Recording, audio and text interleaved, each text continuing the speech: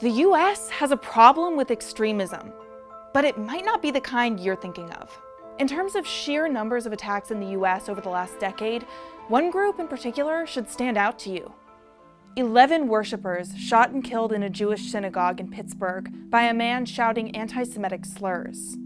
14 pipe bombs at the doors of leading Democratic politicians and donors and CNN. 2 black customers shot in a grocery store in Kentucky by a white man after he failed to make it inside a predominantly black church minutes before. All within the last 2 weeks. White supremacist and other forms of right-wing violence are currently the deadliest active domestic extremist movements in the US, according to data from several civil rights groups that track hate crimes and extremist violence. Southern Poverty Law Center is one of those groups. We spoke with the center's Heidi Byrick, who's been following extremist movements for almost 2 decades, to help break it all down. Let's just start with the numbers. Over the last decade, right-wing extremists committed more than 70% of extremist-related murders, according to a report published earlier this year by the Anti-Defamation League's Center on Extremism. The Government Accountability Office similarly reported in 2017 that right-wing extremists were responsible for 73% of fatal extremist incidents since 9/11. The most common groups victimized by these extremists are those who are Black, Hispanic, or part of a multiracial couple or family. It's important to note that right-wing domestic extremism is an umbrella term under which various right-wing ideologies fall in the US. Crimes committed by people who are anti-government, anti-Semitic, homophobic, Islamophobic, xenophobic, and fascist, among other things, also fall under this category. But of all the subgroups that fall under right-wing domestic extremism, white supremacists have committed the most attacks in recent years, like the Charleston church shooting and the Charlottesville attack. When we talk about terrorism at the Southern Poverty Law Center, we're talking about white supremacy. And what I mean by that is somebody who believes the white race is literally better than all the other races. And these folks usually believe that the United States should be what they call a white ethno-state. When it comes to racially motivated hate crimes, Black Americans are overwhelmingly targeted. They make up 66% of the victims of racially motivated hate crimes since 1995. A recent report by the Center for the Study of Hate and Extremism at California State University San Bernardino shows that anti-Black hate crimes were among the most common of any in at least 5 of the 10 largest US cities in 2017. And when it comes to extremist ideologies, there have been incidents of attacks inspired by the so-called Islamic State. For example, the mass shootings at Pulse nightclub in 2016 and a San Bernardino health center in 2015. But statistically, white American men in the US pose a bigger threat than foreigners committing acts of extremism. But you might not know that based on some of the coverage and political rhetoric surrounding extremism.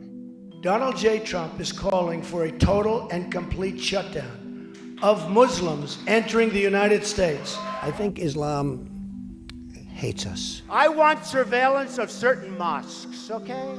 Journalists have also been complicit in the narrative that often paints white perpetrators as quiet or lone wolves, rather than labeling them as terrorists, as they're often quicker to do with non-white perpetrators. Extremist attacks committed by those who are Muslim receive on average 357% more US press coverage than those committed by non-Muslims, according to a recent university study. If all the domestic terrorists who are white males were covered as heavily and connected together in one story, we would have a different image that would come to our mind. In fact, Muslims and Jews are among the most frequent religious targets of white supremacist violence. Muslims comprised 24% and Jews 54% of victims of religiously motivated hate crimes, according to the FBI's most recent data. You know, in people's minds, they don't really put together that this is a pattern of violent activity connected to one ideology, basically white supremacy, in the same way that they do when they think about extremist Muslim violence. But when it comes to actually being charged with terrorism, recent data from an investigative nonprofit, the Nation Institute, shows that when terrorist incidents result in arrest, Muslim perpetrators are far more likely to be charged than far-right perpetrators. A very small number of white supremacist cases do result in terrorism charges. But what about the Oklahoma City bomber? What about the Parkland school shooter? Indeed, all of these people had a well-documented history of racist, homophobic, or anti-Semitic views.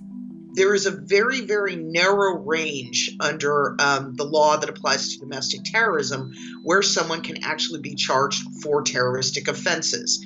It usually involves things like, did they use a weapon of mass destruction? So you could have a person committing an act of terrorism internationally that is exactly the same as someone doing it domestically, and you're going to get two completely different sets of charges. Though there are varying definitions, under the federal U.S. Criminal Code, domestic terrorism is defined as, quote, acts dangerous to human life that are a violation of the criminal laws of the United States or of any state, intended to intimidate the population and influence the government. Byrick says domestic terrorism legislation tends to be stronger at the state level than federal. While some politicians have called on the government to pass a domestic terrorism statute, other people say that would be federal overreach. It's also important to note that different groups have different standards for tracking extremist violence. But no matter which way you look at it, data overwhelmingly show that white men are committing more acts of violent extremism in the US than any other group. And it's on the rise. The number of hate groups in the US have been ticking up in the last few years. White supremacist murders more than doubled from 2016 to 2017. Hate crimes also surged. And this hate has found a home online. Major tech platforms, including Google, Facebook, Twitter, and YouTube, have come under scrutiny over whether they're doing enough to monitor and block this hateful rhetoric. Increasingly, white supremacists with significant followings have been booted from the platforms, but tech companies also face pushback over whether those actions amount to censoring free speech. Byrick says this kind of thinking isn't likely to go away anytime soon, and that everyday citizens who want to combat this problem can write letters to tech companies and local representatives to lobby for increased oversight. But ultimately, she says, it's up to the government to track these movements more closely. White supremacy started with our Constitution. It's part of our history. It's something we battled against for decades to get equal rights for people of color. And if we want to get rid of it, we're going to have to first of all realize how dangerous it is, and then defeat that way of thinking here at home. With all of this in mind, do you think the US government should start taking domestic terrorism legislation more seriously? Let me know in the comments. Thanks for tuning in to Now This World this week, and please like and subscribe if you haven't already.